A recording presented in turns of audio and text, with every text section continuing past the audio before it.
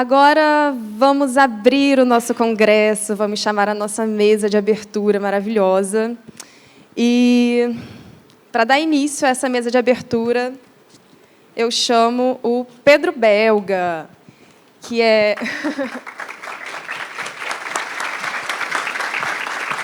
O Pedro é ambientalista, ele é idealizador da ONG Guardiões do Mar, ele é coordenador geral do projeto do Mangue ao Mar.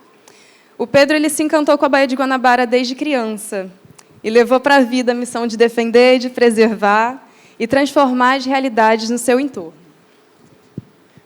O próximo participante, para estar aqui compondo a nossa mesa, é o Flávio Lontro, pescador artesanal, coordenador-geral da Comissão Nacional de Fortalecimento das Reservas Extrativistas e Povos Tradicionais Extrativistas Costeiros e Marinhos.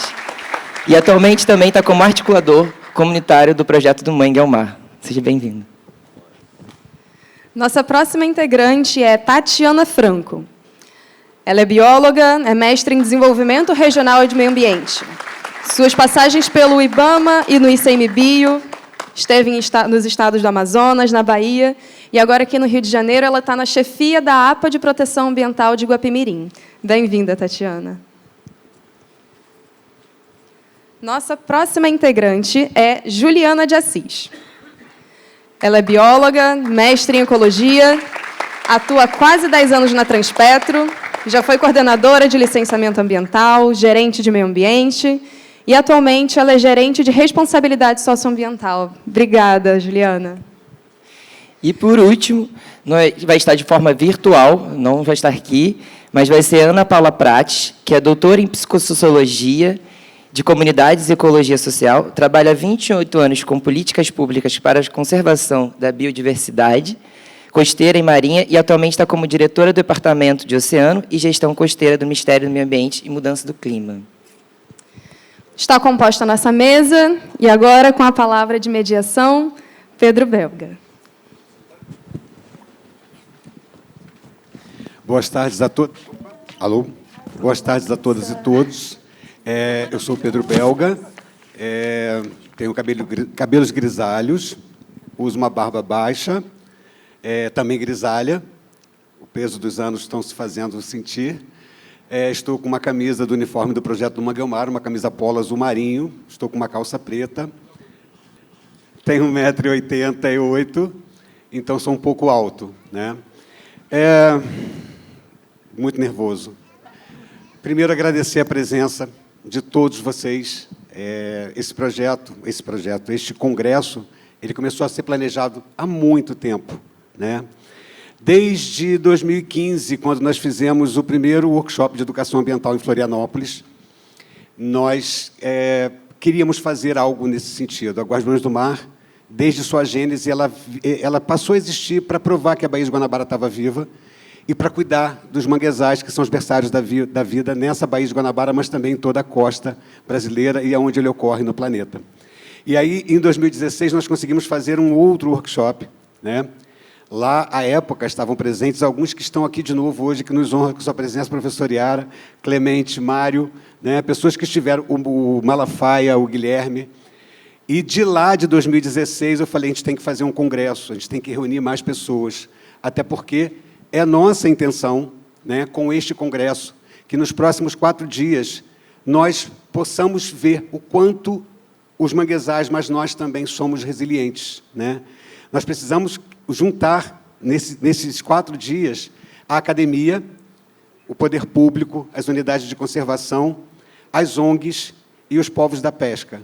Eu acho que daqui vai sair grandes ideias, porque nós estamos trabalhando e falando com todos que vivem no manguezal e do manguezal. Queria agradecer a presença dessa mesa, parceiros da vida, agradecer a Transpetro, que apoia, que financia o projeto do Mangue ao Mar, e que tem sido uma relação extremamente amistosa. Essa construção foi a muitas mãos, muitas vezes fora do horário, muitas vezes muitas reuniões para que essa festa acontecesse. Agradecer a Papel Semente, que é uma parceira nossa, a Prefeitura de Niterói, inclusive, aproveito para fazer uma fala. Hoje cedo, nós recebemos um telefonema da assessoria do prefeito, Axel Grael, que estaria nesta mesa, mas o prefeito de Cabo Frio faleceu, e eles são amigos, e além de serem do mesmo partido, e ele precisou ir até Cabo Frio. Mas ele estará de novo aqui no Congresso, no encerramento, na próxima quinta-feira, às 17 horas. A Guardiões do Mar tem essa pegada de manguezal, mas sem todos vocês que estão aqui, né? Pessoas que fazem tudo isso acontecer. E sem as comunidades com as quais nós trabalhamos e aquelas que nós nem conhecemos ainda, nada disso seria possível. Já plantamos muito manguezal, né? Eu brinco que de abril de 2013 até abril de 2023, nessa última década, nós plantamos 33 árvores por dia, 1.000 árvores por mês, 12 mil árvores por ano, e chegamos à marca de 120 mil árvores plantadas na Baía de Guanabara. E, como diz um outro grande amigo, Ricardo Gomes, a gente não plantou 120 mil árvores só para a Baía de Guanabara, a gente plantou também para o mundo, né? Porque os mangues são sequestradores de carbono, os mangues geram sociobiodiversidade, eles fomentam a socioeconomia. Então, a minha gratidão a todos vocês que estão aqui hoje, que vão nos acompanhar pelos próximos 4 dias, contando com hoje. E, enfim, eu estou muito nervoso, não sei mais o que falar. Vocês hoje vão enjoar da minha presença, porque eu vou estar mais 2 vezes nesse palco, mas eu juro que vai ser só por hoje. Obrigado a Transpetro, obrigado, Juliana, por ter aceitado essa parceria de tantos anos com a APA, ao Lontro, né? Obrigado pela parceria também da vida. Obrigado a todas aquelas comunidades que estão lá fora e que fazem o sentido da existência da Guardiões do Mar. E obrigado a vocês.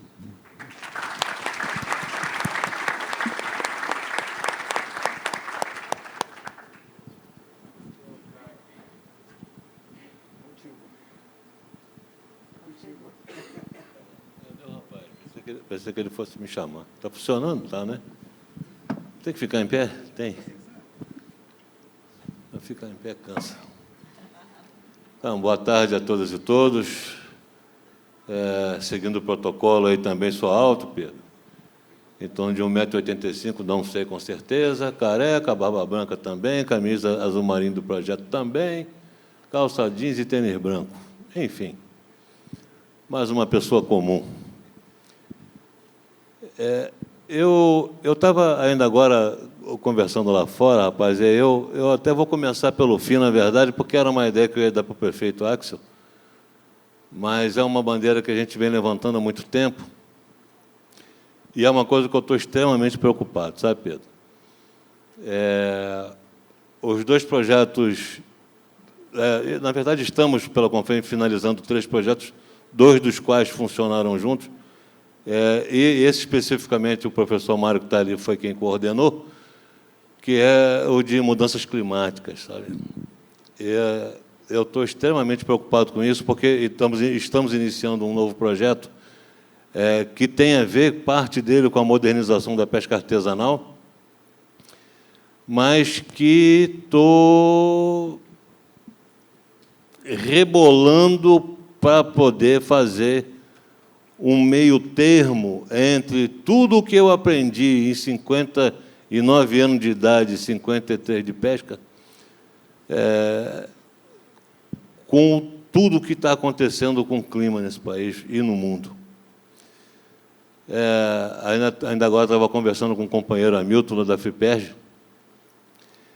que vamos iniciar as pesquisas de pesca agora, a partir do mês que vem, e estou refazendo, conforme foi o que tu estava falando ainda agora no começo aqui, do quão complicado foi o início e o tempo, né, de construção do Mangue ao Mar, e aí, depois de estar pronto para ser assinado, para tudo, volta de novo, inclui a Baía de Guanabara, enfim, parte da Baía de Guanabara, aí refaz um monte de coisa, e depois atualiza até efetivamente chegarmos aqui onde estamos, né? É de fundamental importância que esses tipos de congresso aconteçam, porque é preciso se dar um mínimo de ciência ao povo do que está acontecendo de fato. Assim como o meu povo da pesca, e que vem tentando se manter vivo, e agora tudo muito mais difícil com as mudanças climáticas, porque muita coisa precisa ser testada e retestada para continuar na produção, a se produzir, e de forma sustentável, obviamente. e enfrentamos não só as dificuldades de todos os vetores de pressão que sofremos, como associada, óbvio, à questão das mudanças climáticas. Estamos muito preocupados porque é uma tendência que, com o aumento da temperatura da água do mar, as espécies migrem mais para o fundo, porque para manter a temperatura, né? Porque o peixe não é igual a gente, né? Vai para o frio e viaja para o calor e tal, ele se mantém naquela temperatura dele e por ali fica, enfim, tem toda uma questão orgânica envolvida e ele se mantém naquela temperatura, e eu fico preocupado se os companheiros e companheiras da pesca artesanal vão ter condições de acompanhar a biomassa, sabe, ir mais para o fundo, porque as embarcações não proporcionam essa condição, né? Esse projeto vem muito nessa pegada de construção naval, novos materiais de construção. A gente está tentando dar uma inovada com uma contrapartida de tudo que o mar nos dá. A gente já está quase pronto o primeiro teste. Eu não ia dizer, mas vou dizer, resolvi dizer. Porque a gente vem numa pegada muito associada com a questão do plástico no mar, né? E nada mais justo que a gente dê essa contrapartida para o meio ambiente que nos favorece. E a gente está tentando agora, com uma nova máquina que está chegando para a gente, vamos tentar fazer embarcações de pesca artesanal de plástico reciclado. Então, já tem toda uma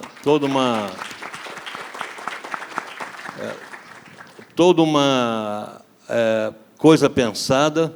Eu também estou muito bem assessorado. Uma das minhas companheiras de projeto está sentada ali, que é a Michele de Araújo, lá da UERJ, do NEMA da UERJ, companheira oceanógrafa, né, e vai me corrigir, obviamente, numa série de situações de testes e pesquisas que a gente vai fazer também, mas que também gostou muito da ideia quando conversei com ela a esse respeito. É uma forma, porque talvez se dê um destino a essas montanhas de plástico que tem por aí e que ninguém sabe, na verdade, o que vai se fazer com isso ou não. Espero também, conversei com uma professora da UFRJ que vinha também numa pegada de engenharia reversa desses plásticos todos. Não sei se consegue, enfim, mas a ciência consegue quase tudo, né, que se pretende, desde que haja dinheiro suficiente para fazer, né?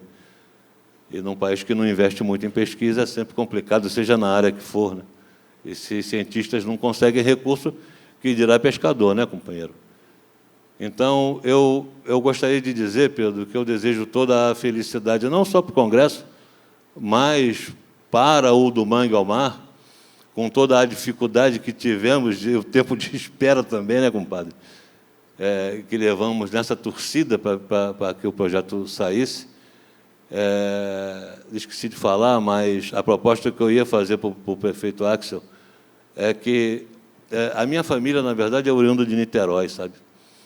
E talvez a proposta pudesse começar por Niterói, para colocar a questão, a cadeira nas escolas de meio ambiente, sabe?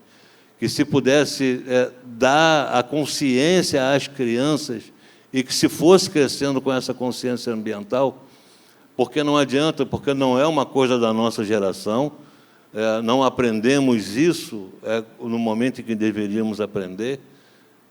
A gente, apesar de estarmos nessa área, a gente passa, e não com a intensidade que deveríamos passar para os nossos, né? Mas entendemos também que aquela máxima do passarinho com a gota de água para apagar o fogo não cabe nisso. É preciso uma campanha para que as nossas crianças cresçam com essa pegada ambiental, com essa preocupação toda, porque é preciso que a somatória das vozes faça um coro que, de fato, empresários e governos consigam ouvir a esse apelo de que estão matando o mar, né? E aí a previsão de futuro que a gente projeta são as piores possíveis, infelizmente, porque se a coisa for do jeito que está, a terra vai virar um deserto e o mar vai ser inavegável, sabe? E para nós que dependemos do mar para trabalhar e fazer o nosso dia a dia, vai ser muito ruim. Tomara que o Conamang starte essa coisa toda. Eu vou reforçar com o prefeito Axel, quando ele voltar aí quinta-feira, para ver se eu consigo sensibilizá-lo a esse ponto de transformar. Também estou conversando com o meu prefeito lá, para ver se a gente consegue inserir essa grade de meio ambiente também nas escolas de Itaboraí. E seria muito bem que, se pudéssemos difundir isso para outros municípios, aonde o do Mangue ao Mar alcança, ele tentar sensibilizar também os nossos políticos para que entenda a necessidade de se formar essa consciência nas crianças, para que elas cresçam com isso e possam, a partir dessa formação, também formar os seus filhos e netos, e que talvez, a partir disso, possamos mudar um pouco esse panorama futuro, né? Porque eu também tenho filhos, eu também tenho netos, e não é isso que eu quero deixar para eles, entende? Eu queria fazer o máximo possível, mesmo sabendo que não vou conseguir resolver, mas quero dar o meu cunhão de contribuição para que isso possa mudar no futuro. Mas é mais ou menos isso. Obrigado por ter convidado esse pescador para estar aqui. É uma oportunidade bastante boa. Obrigado, Pedro. Obrigado a todos e todas. Obrigado à mesa. É isso, mano.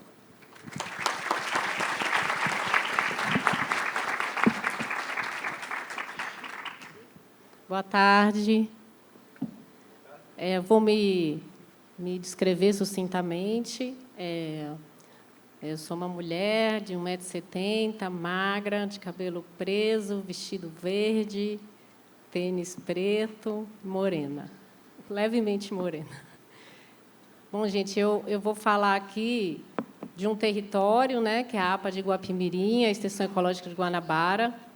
Eu vou falar aqui em nome de vários gestores e da equipe que vem trabalhando desde que a unidade foi criada. Vou falar em nome da sociedade civil, vou falar em nome dos ambientalistas, vou falar em nome dos pescadores e da comunidade científica, né? Eu estou aqui há 1 ano e meio, estou aprendendo ainda muito com essa região. E é interessante eu lembrar aqui para vocês que a APA Guapimirim ela surgiu de um seminário como esse, né? Foi um seminário da Sociedade Brasileira de Apoio à Pesquisa, onde uns agentes públicos apresentaram, né, sobre os manguezais da Baía de Guanabara, as pressões, a ameaça, questões de poluição, que naquela década já era muito comentada na imprensa. E foi em 78 isso. Aí o pesquisador da UFRJ, que muitos conhecem aqui, o Elmo Amador, propôs se fosse criada uma unidade de conservação nessa área, e, a partir daí, a proposta foi lapidada e apresentada para o governo militar, né? E, de 78 até a APA ser criada, teve algumas batalhas aí que foram vencidas, né? Uma delas era com um projeto do governo federal, na época, o Departamento de Obras e Saneamento, que tinha um plano para essa área, que era de fazer um grande aterro com áreas industriais, retificar os rios, abrir canais para drenar a área, ela não ser alagada. Era o Projeto Rio, na época. E aí, com o apoio da sociedade civil e todos que eu já citei aqui, inclusive a imprensa, conseguiram mudar esse projeto, criar a APA e mudar parte desse projeto, né? Então, a APA ela foi criada em 84, né, uma unidade antiga. Foi a primeira unidade no Brasil criada com o objetivo de proteger manguezais.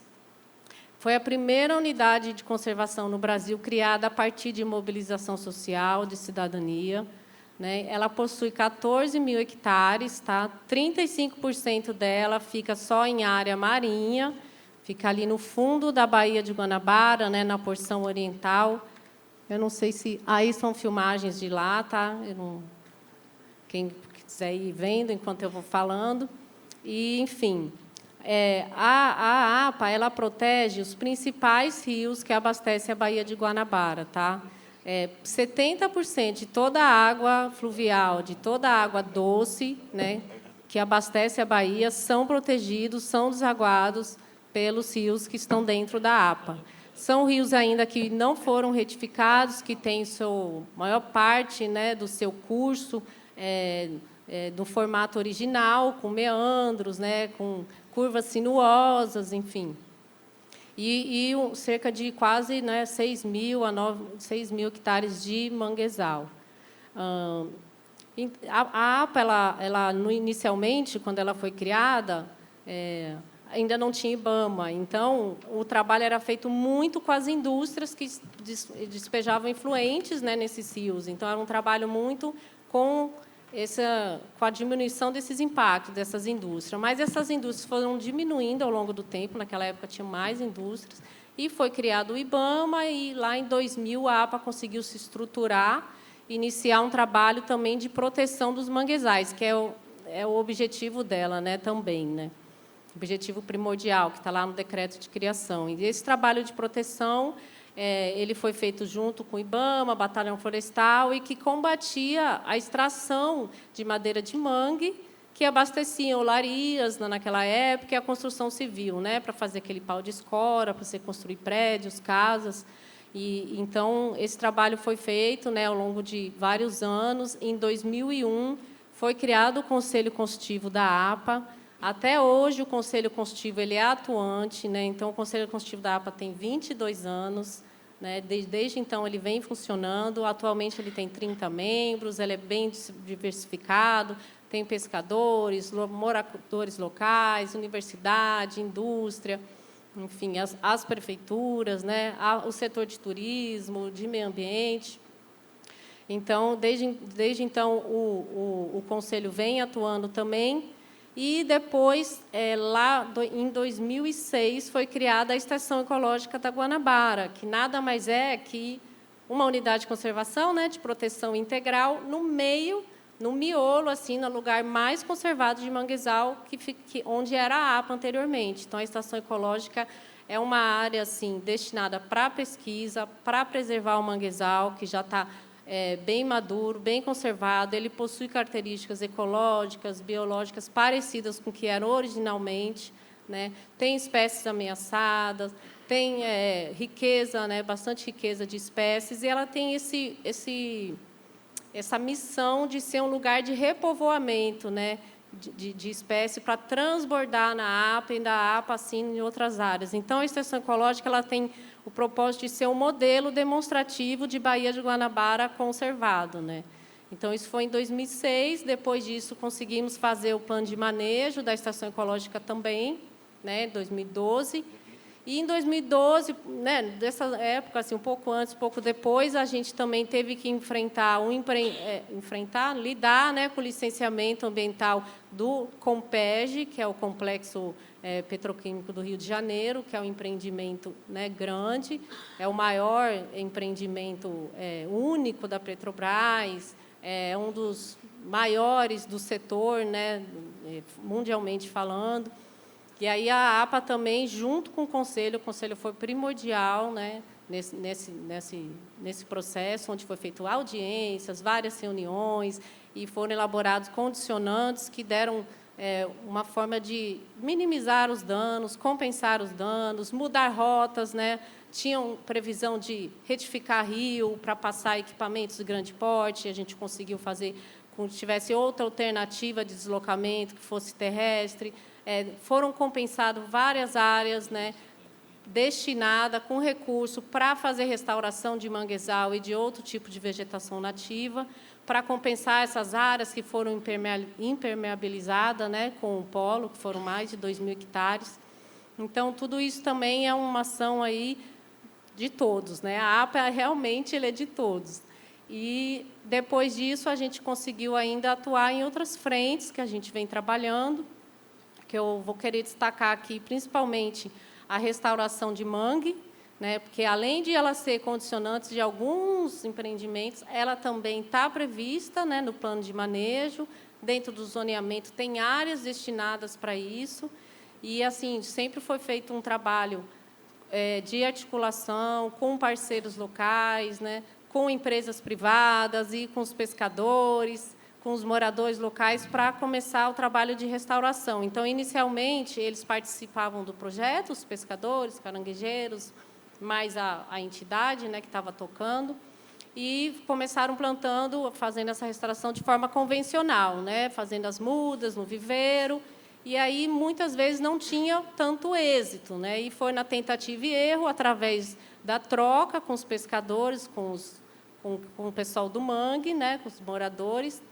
que foi absorvido todo um conhecimento tradicional, conhecimento local, onde a gente foi mudando as técnicas, né, e foi aprimorando, e hoje em dia a gente tem uma técnica de plantio, né, que é translocando mudas, que ela é muito bem sucedida, ela serve de modelo para outras áreas de manguezal no Brasil, e que ela foi feita a partir do conhecimento tradicional, né. Então, outra coisa que eu acho interessante a gente destacar é que a APA e a ISEC, ela tem como estratégia atual, né? Voltando à restauração, só para finalizar, esqueci de citar, a gente atualmente já tem restaurado 150 hectares, toda dentro da área de atuação, né, da APA Guapimirim, Estação Ecológica.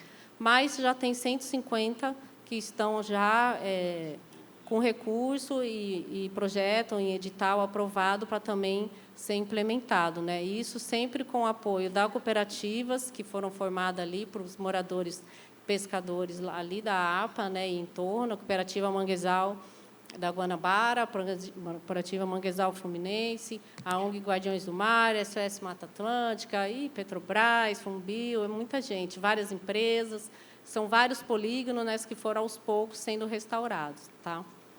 E outra frente nossa, assim, muito, é trabalhar com turismo de base comunitária, porque é um lugar belíssimo para ser visitado, é uma estratégia de conservação de manguezal e também de geração de renda, né? Então, a gente consegue agregar valor tanto para a conservação do mangue, como gerar renda para os atores locais.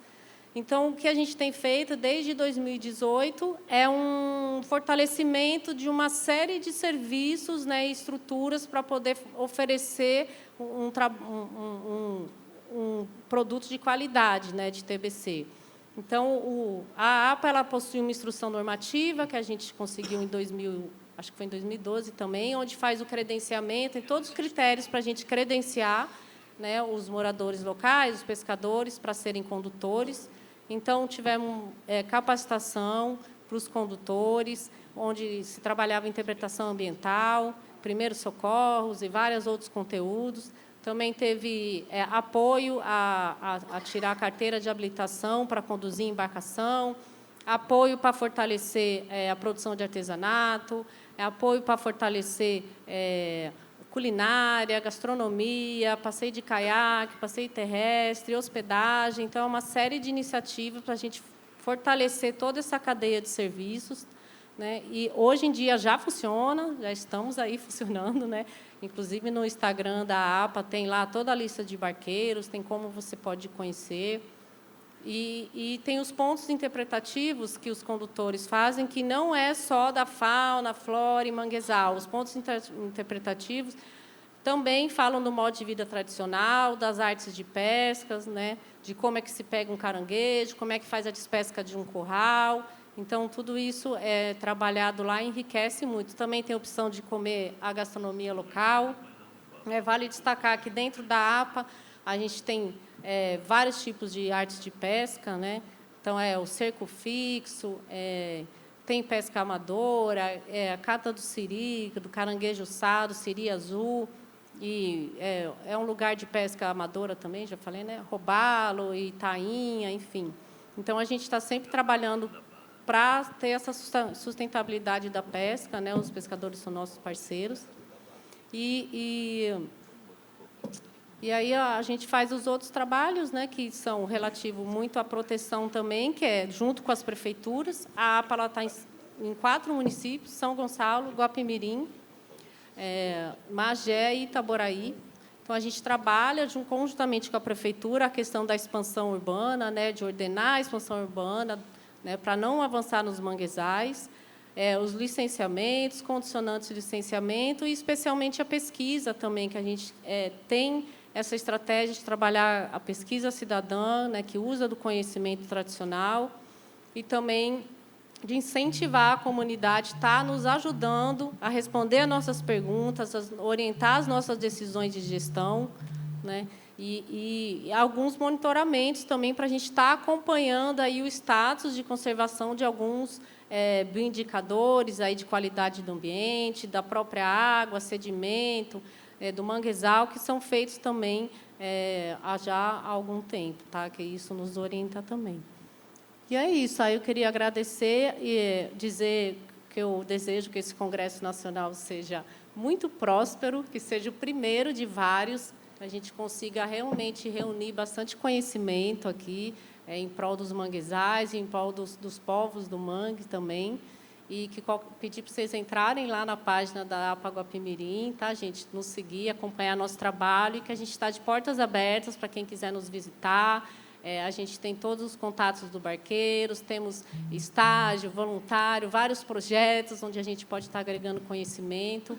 E dizer assim que outras unidades, né, do ICMBio também têm esse foco em manguezais, e pedir para a gente poder estar sempre fortalecendo a nossa atuação, porque unidade de conservação é uma estratégia, né, de conservação que ela ainda tem muito retorno, né? São áreas especialmente protegidas que a gente pode estar ali deixando para as próximas gerações. E é isso. Obrigada. Queria pedir à nossa equipe para colocar o vídeo da Ana Paula Prates, do Ministério do Meio Ambiente, que, infelizmente, não pôde comparecer por um problema de agenda. É um enorme prazer estar aqui com vocês, infelizmente, só online, né? Não podendo estar aí com vocês presentes, presencialmente, que eu gostaria muito. Mas, de qualquer forma, é um enorme prazer estar aqui com vocês nessa abertura do Congresso de Manguezais, que eu gostaria muito de parabenizar os Guardiões do Mar, né, principalmente aí na pessoa do Pedro Belga, e também os demais participantes do Congresso. Os manguezais são importantíssimos para a nossa sobrevivência no planeta Terra, né? E o Brasil vem há muito tempo trabalhando com essa questão da conservação dos manguezais. Até 2018, nós fizemos bastantes ações de conservação para esses importantes ambientes. Como eu posso citar que, por exemplo, mais de 80% do ambiente manguezal no Brasil já está em algum tipo de unidade de conservação. Além disso, em 2018 também foi designado o maior sítio Ramsar do mundo contendo os manguezais. Toda aquela parte mais ao norte do nosso Brasil, os manguezais amazônicos, que são a maior extensão do mundo em manguezais contínuos, que vai desde o Amapá até o Maranhão. Eles foram designados, todos eles, como um grande sítio Ramsar, que é da Convenção de Zonas Úmidas de Importância Internacional. Tivemos essa parada nesses últimos 4 anos nas ações de conservação, né, todos vocês sabem, e agora, ao retomar isso, o Ministério do Meio Ambiente vem evitando esforços dentro do Departamento de Oceano e Gestão Costeira, que foi recentemente criado na Secretaria de Mudança do Clima, né, aqui dentro do Ministério do Meio Ambiente. Nós vemos evitando esforços para continuar a trabalhar a questão da conservação desses importantes ambientes. Então, nosso principal desafio aqui no departamento é trabalhar as questões de inclusão do oceano e zona costeira na política climática, na política de mudança do clima no Brasil. E, dentre essa inclusão, trabalhar fortemente com ações de conservação para os ambientes mais vulneráveis à mudança do clima e, ao mesmo tempo, os ambientes que nos auxiliam, né, ao combate a essas mudanças, como é o caso dos manguezais e recifes de coral. Então, dentro das nossas prioridades está a construção de uma estratégia nacional para a conservação e uso sustentável dos manguezais do Brasil que nós queremos completá-la até o ano que vem. E contamos muito com esses espaços, como o Congresso e como toda essa participação, principalmente dos movimentos sociais, como a Confrem, que está aí também representada pelo Flávio Lontro, né? Então, eu queria dar essas boas-vindas, dizer para vocês que eu desejo um enorme sucesso no Congresso. Desejo também que receber os resultados aí do Congresso aqui no departamento e que a gente possa continuar caminhando junto nessa construção de uma política para a conservação dos manguezais do Brasil. Muito obrigada.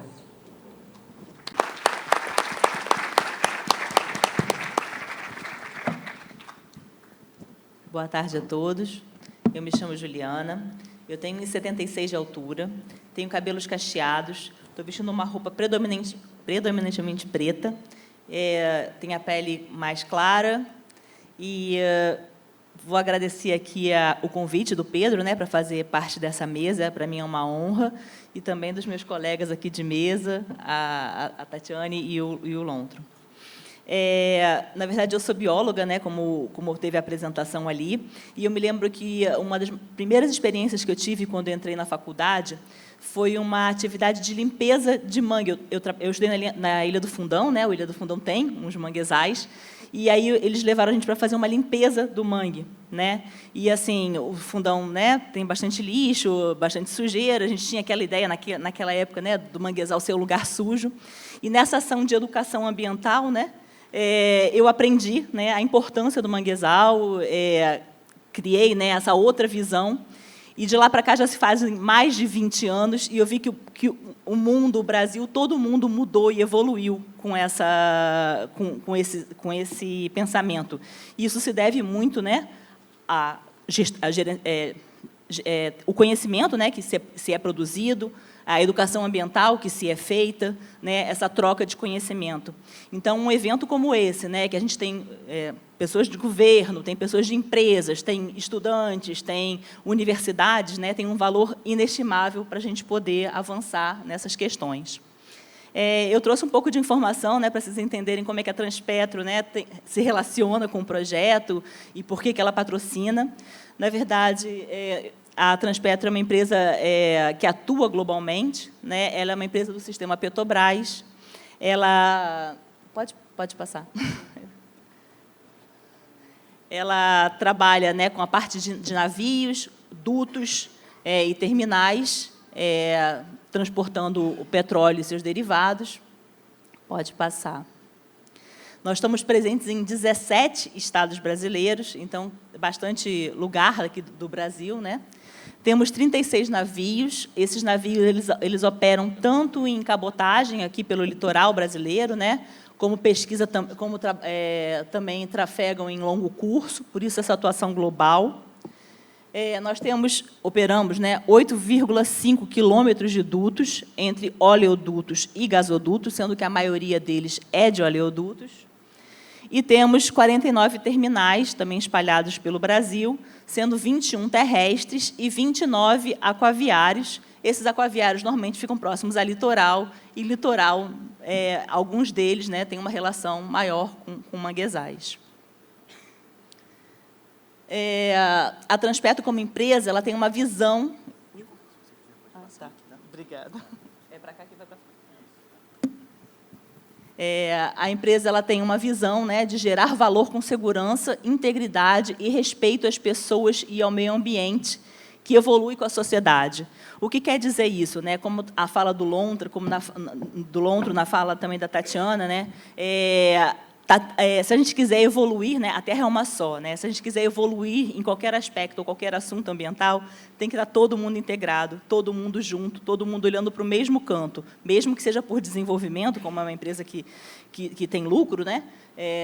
Mas tem que ela tem que ouvir a sociedade, ela tem que evoluir com a sociedade, tem que estar todo mundo caminhando para a mesma direção.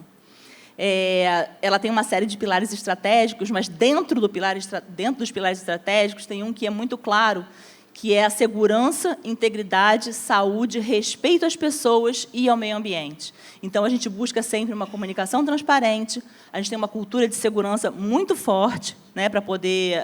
sabemos que trabalhamos com petróleo, né, sabemos que temos que ter todo esse cuidado, então, essa cultura de segurança é muito forte para gerenciar esses riscos, né, porque a gestão de riscos também é uma coisa bastante importante no nosso pilar estratégico, e também os compromissos ESG. Né? Hoje, muito se fala em ESG, ESG, né? ESG, né? Que agora é o tom do momento, mas, na verdade, nada mais é, né, do que a gente se preocupar com o todo, né? Fazer as coisas de forma transparente, porque a gente não está isolado, a gente está dentro de uma sociedade, tem que estar todo mundo junto. A gente chama de compromisso ASG, porque a gente já aportuguesou, né? Aí ficou ambiental, social e governança, desculpa. E dos nossos valores também, vocês podem ver que a gente tem um respeito à vida, às pessoas e ao meio ambiente, como um dos nossos valores, que nos é muito caro. Dos compromissos ESG, como eu estava falando, né, o ambiental, social e governança governamental, a gente tem como reduzir e compensar o impacto ambiental das operações, dialogando permanentemente com as instituições, as comunidades das áreas influenciadas pelas nossas atividades. Né, naquela ação da gente tem que conversar, a gente está no meio, né, de uma sociedade, a gente tem que estar junto com a sociedade. A gente também investe em iniciativas e projetos voltados para o desenvolvimento humano e social da nossa força de trabalho, porque nossa força de trabalho são nossos representantes, é quem leva o nome da empresa, e das comunidades onde a gente atua, né, em termos de parceria. A gente tem que estar em parceria onde a gente está atuando. Além disso, a gente também implementou avanços significativos na governança corporativa e nos sistemas de integridade, compliance e controles internos da companhia. Então, nessa linha, falando mais agora, focando mais na parte de investimentos sociais, né? Também, como estava na fala ali do Pedro, do Lontro, né? A gente, e da própria Ana Paula no vídeo, né? Com a pandemia, a gente teve um atraso em alguns assuntos, em algumas ações. Talvez seja isso também, não sei se foi só isso, mas isso também deve ter influenciado no atraso, né, da assinatura do projeto do Mangue ao Mar. Na verdade, parou a vida de todo mundo, né? Todo mundo parou. Mas, em 2022, a gente voltou mais forte, né, para essas questões de reestruturação da carteira dos nossos projetos socioambientais. E foi em 2022, lá em setembro, que a gente conseguiu fechar e assinar, finalmente, o projeto do Mangue ao Mar. Então, a gente conseguiu assinar ele é feito com a Guardiãs do Mar, aqui é representado pelo Pedro. Ele visa, né, o protagonismo das comunidades tradicionais, ele foca nas comunidades tradicionais, mas ele tem um ganho ambiental também muito grande, né? Na verdade, é uma grande integração entre o social e o ambiental, e para a gente isso é bastante importante. E esse ganho, essa parceria, ela, no final das contas, vai gerar a conservação dos manguezais. Né? Eu ia pedir para alguém passar.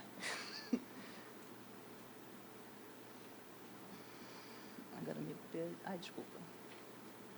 Bom, na abertura também foi falado, isso aqui é só mais para exemplificar, mas já foi falado um pouco disso, que são os eixos do processo, né, que tem 4 eixos de mudança. O primeiro seria a sustentabilidade de serviços ecossistêmicos, e aí tem ações de limpeza, né, dos manguezais, tem envolvimento de comunidades tradicionais, dos pescadores. A gente também tem um eixo que fala de educação ambiental, e aí tem formações de agentes, multiplicadores, né, ecoclubes, para a gente poder ampliar cada vez mais o conhecimento. E, como eu falei, né, foi o conhecimento que nos trouxe até aqui, né, foram ações desse tipo que nos trouxeram até aqui hoje. Também tem uma linha de pesquisa, né, que pega a parte de mar, de qualidade de água, de identificação de comunidades tradicionais. Na verdade, qualquer dúvida, depois o Pedro pode falar muito melhor para mim do que eu sobre esse projeto. Mas tem essa parte de pesquisa. E, por último, né, tem as ações socioculturais e comunitárias, que é onde esse congresso aqui está inserido, né, que é justamente para a gente poder trocar informações, gerar conhecimento, gerar ações e conseguir a conservação dos manguezais, melhorar também a questão das comunidades tradicionais. Varreu de novo.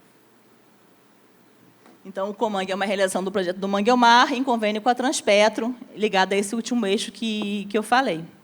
Então, acho que é mais ou menos isso. Agradecer aqui a presença. A gente tem várias pessoas, inclusive da Transpetro e da Petrobras aqui também, prestigiando o evento.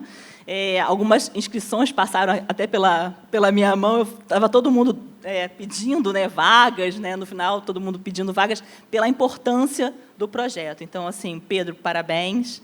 Obrigada, aí, companheiros, pela participação na mesa. Obrigado, Juliana.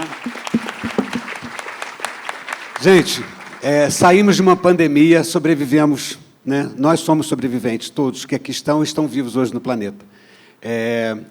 Eu estava muito nervoso no começo, agora já consegui dar uma relaxada. E eu precisava falar que nesta sala hoje, ao longo desses 4 dias, existem pessoas que me inspiraram muito, que continuam me inspirando, e outras pessoas que passaram ao longo do caminho a me inspirar. Então, todo esse trabalho, que tem 25 anos, inclusive a mesma idade que a Transpetro, ele é feito a várias mãos. E aí, parafraseando uma pessoa que vai estar nesse palco hoje, e que também é uma fonte de inspiração, né, o Lenine, o que eu sou impar. Eu não cheguei sozinho. Obrigado, equipe, por essa grande realização. Obrigado a todos vocês que aqui estão. Está aberto o primeiro Congresso Nacional de Manguezais.